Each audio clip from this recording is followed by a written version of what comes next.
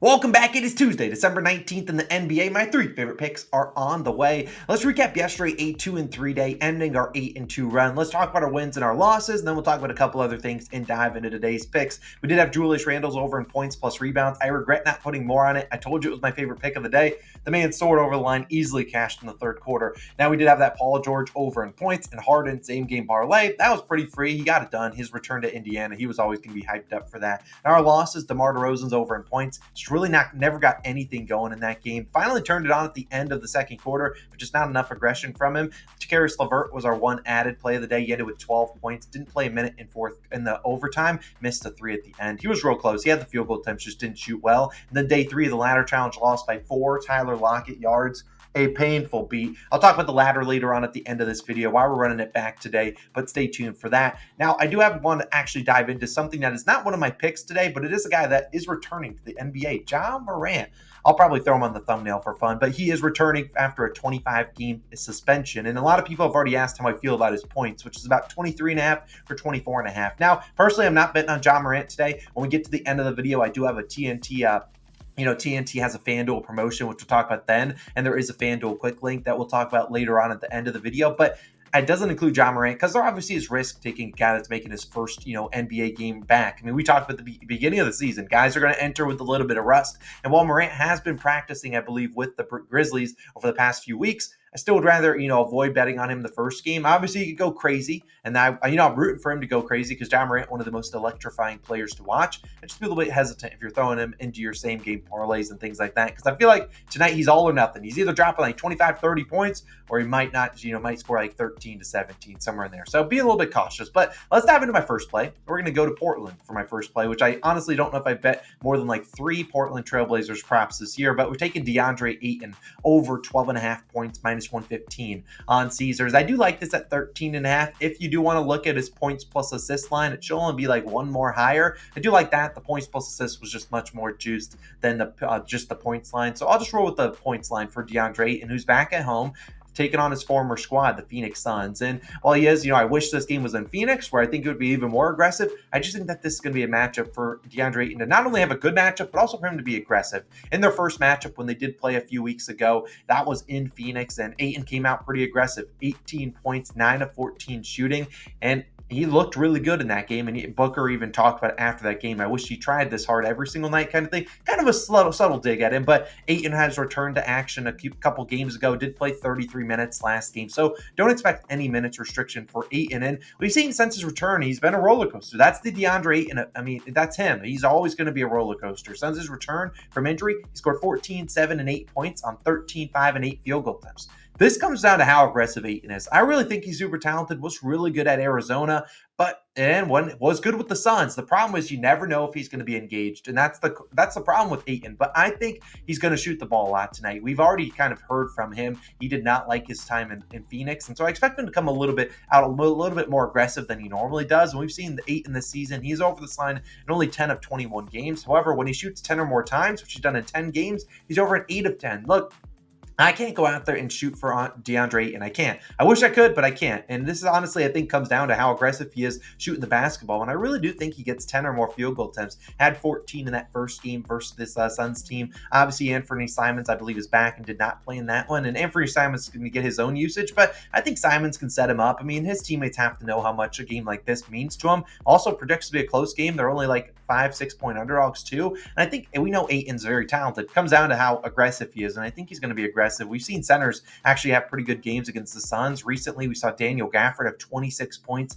on 13 field goal attempts. Claxton had 14 points on 10 field goal attempts. Sabonis, 15 on 11. And Pirtle, he had 17 on 9 field goal attempts. There are more centers in there, but those centers were shooting, 15, 20 times. I'm not going to include a center on this list that shoots that many times because I don't think Ayton's going to shoot 15 to 20 times. If he does, this will be the freest bet of the night and probably of the year. But I just think he's going to be aggressive tonight against his former club. I'll take DeAndre Ayton. Hurt me good, man. Over 12.5 points. Now, my second pick is going to actually go to where Ja Morant is returning in New Orleans, taking on the New Orleans Pelicans. However, I will be talking about a New Orleans Pelican here, although I noticed in my notes I put Memphis, but it's Jonas Valanciunas, under 28.5 PRAs, minus 110 on BetMGM. Jonas obviously did formerly play for the Grizzlies, but I really like this under here. And I know we've had some bad bad luck for unders. And some could argue unders might be cursed, but some would also say, hey, we lost a ton of Clippers props in a row and we cashed one yesterday. Maybe it's the sign of tides turning. And I certainly really like this under for Jonas Valanciunas. And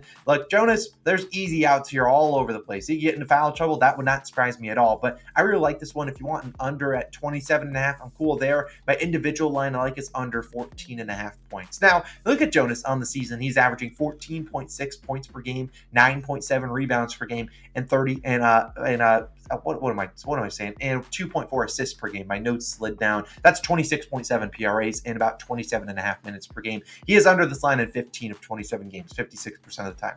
Now, obviously, if you look at Jonas's game log and you're just looking at the last few games, you'd be like, Austin, you're out of your mind fading Jonas Valanciunas. He's playing crazy because Jonas is over this line in 4 straight games with 31, 37, 46, and 33 PRAs. He's played the Timberwolves, Wizards, Hornets, and Spurs. I really don't take a lot of credit for him going over against the Wizards, Hornets, and Spurs. Those are arguably 3 of the worst defenses in the NBA, 3 teams that have no paint defense. They just, if you played the Pacers in there, that would be about the 4th worst team because they just don't play any defense, and he's feasted on this matchups. Now, I will tip my cap to him getting 31 PRAs against the Timberwolves, a very tough matchup typically for centers. However, Jonas has in his career done really well against Rudy Gobert, so I'm not really saying, hey, it's a bad center for a lot of centers, or bad matchup for a lot of centers, but he's done really well against Gobert in his career. He's kind of needed out there for size against a team like the Timberwolves who play their 2 big men lineup with Cat and Rudy Gobert. However, this matchup against the Grizzlies, much different, much taller task for him. This is the Grizzlies team over the last 15 games. I've allowed the 5th fewest points per game, 8th fewest rebounds per game to centers. The Grizzlies also allow the fewest points per game in the paint. Jonas Valanciunas not knocking down a lot of threes. He might shoot 1 or 2 here and there, but he doesn't knock down a ton of threes, and he's really struggled again in this matchup. In his last 9 games against Jaren Jackson Jr., obviously the Grizzlies' kind of main rim protector, he's averaged 15.2 PRAs per game, and he's under in all 9 games, not really getting close in any of them. Now, obviously, Jonas is coming in here with a little bit of momentum, but I still think this is a terrible matchup for him. And ultimately, you can look at matchups, you can look at trends. I normally tend to lean towards matchups, and we've seen him really struggle in this matchup before. So I'll fade Jonas. I think that he'll have a tough job trying to score inside against this Grizzlies team. Also, John Morant probably going to involve him in a ton of pick and roll with trying to get Jonas Valanciunas up to the top, and that could see him get into foul trouble. Jaren Jackson Jr., a great guy drawing fouls too. And also, you think about who Jaren's going to defend. It's going to be Zion Williamson, which means, hey, Jaren's just going to be chilling in the paint because Zion's not really shooting threes, and I'm pretty confident they will let Zion make like 3 threes before they come out and try to defend him there. So I really think JJJ will make it tough on him. Jonas, we're fading you, man. Sorry, take your under, please. Hopefully you don't see this video.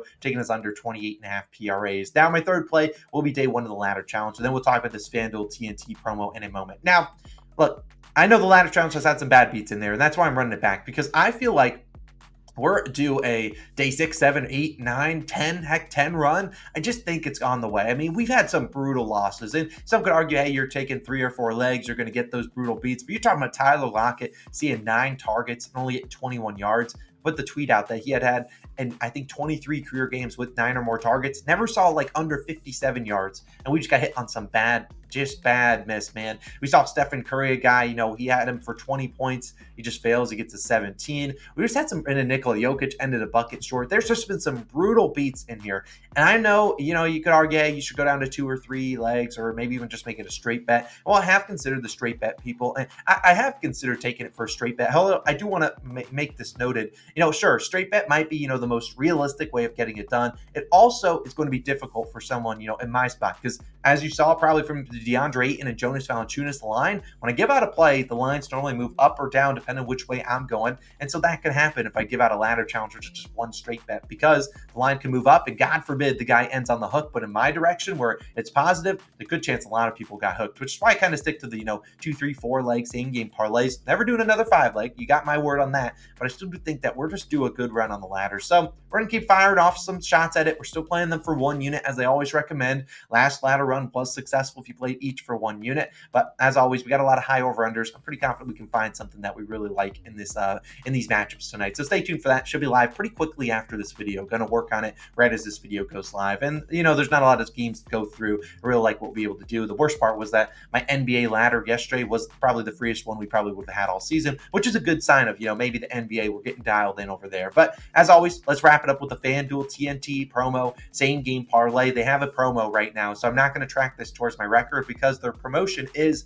if you place a parlay, same game parlay, between the Grizzlies and Pelicans and the Timberwolves, and Grizzlies and Pelicans and Celtics and Warriors games, a same game parlay, combining those, or maybe just in one game that is plus 400 odds or better with 3 or more legs, this becomes a risk-free bet. So you get bonus bets back if this loses. You see all my legs on the screen, but I want to make a reminder, there is a quick link at the top of the description. If you just go and click it and you're on FanDuel, it will automatically load in all the legs for you on FanDuel. So it will save you some time from having to input 6 of these legs. I really like McCollum's matchup tonight. Just didn't love his 18.5 points line. Brandon Ingram typically grabs 4 or more reps in this matchup, and I like him to score 20 points. I think it's going to be a tougher matchup for Zion.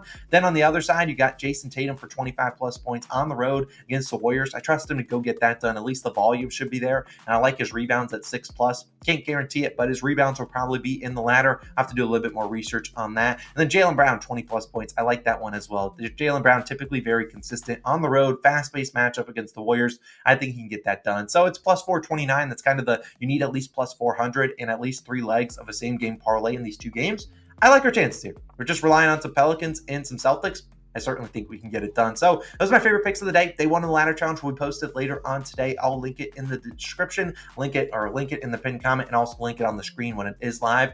Let's have a wonderful Tuesday. Let's hopefully climb to day 2 of the ladder challenge. I'll be live later, and you guys have a wonderful, great day. I'll see you guys back again in the next one. Peace.